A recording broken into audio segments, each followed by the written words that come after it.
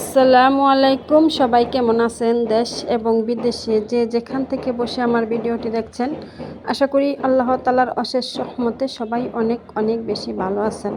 আলহামদুলিল্লাহ, আমরাও ভালো আছি। আঁকির সংসার চ্যানেল থেকে আমি আঁকি বরাবরের মতো আপনাদের মাঝে চলে আসলাম নতুন একটা দিনে নতুন একটা ভিডিও নিয়ে। তো স্কিপ না করে পুরো ভিডিওটি দেখবেন, আশা করি ভালো লাগবে।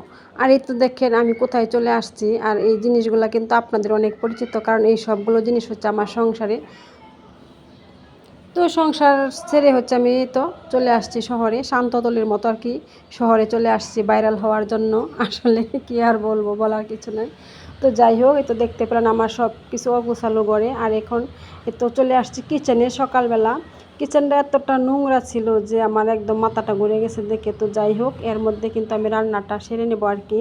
সকালের নাস্তার জন্য রুটি বানিয়ে নেব। আর এই তো দেখেন নতুন একটা তাওয়া কিন্তু কিনেছি আমি ননস্টিকের রুটি ভাজার জন্য। কিন্তু এই কিচেনের সাথে কিন্তু মানাইতেছে না আমার তাওয়াটা। কিচেনটা এতটাই নোংরা ছিল। চুলা দুটা দেখেন কি অবস্থা। এখানে কিন্তু একটা ফ্যামিলি থাকে, তারপরেও কিন্তু এরকম একটা অবস্থা করে রেখেছে কিচেনের। তো যাই হোক, এই তো আমি সকালের নাস্তায় কিন্তু রুটি ভেজে নিয়েছি।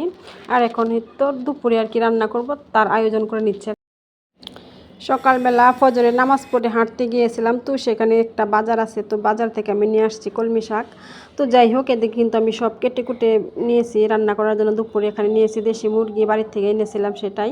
আর এই তো করলা কেটে নিয়েছি, আর কলমি শাক তো দেখতে পেলেন, কাঁচামরিচ পেঁয়াজ সব কিছু কেটে বেছে নিয়েছি। এই তো কলমি শাকটা কিন্তু আমি বসিয়ে দিয়েছি চুলায়।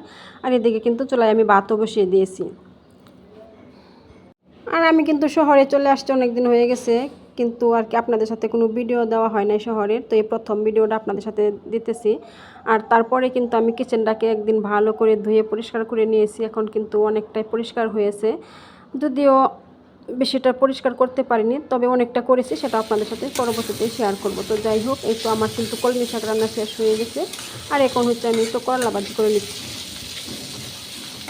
এই তো করলা ভাজিটা আমার হয়ে গেছে। এখন আমি হচ্ছে মুরগিটা বসিয়ে দিয়েছি আর কি। এই তো মুরগিটা কিন্তু আমি ভালো করে কষে নিতেছি। আর আমি কিন্তু গ্যাসের চুলায় রান্না করে অভ্যস্ত, তবে এখানে এসে না আমার কিন্তু ভালো লাগতেছে না যে চুলার অবস্থা দেখি। আর এই তো দেখেন চুলা পাটটা কোন অবস্থা, মানে দেখলে একদম মাথাটা কি ঘুরে যাচ্ছে, এরকম একটা অবস্থা। তো যাই হোক, পরবর্তীতে আমি কিন্তু পরিষ্কার করে নিয়েছিলাম, সেটা আপনাদের সাথে শেয়ার করবো পরবর্তীতে। এই তো আমার রান্নাবান্না কিন্তু শেষ অলরেডি। আর আমার পরে কিন্তু ভিডিও করতে মনে ছিল না, আমরা সবাই মিলে হচ্ছে খেতে বসে গেছি। তো আমাদের খাওয়া প্রায় অর্ধেক হয়ে গেছে, তখন মনে হচ্ছে যে ভিডিও একটু করার বাকি ছিল, করতে মনে ছিল না।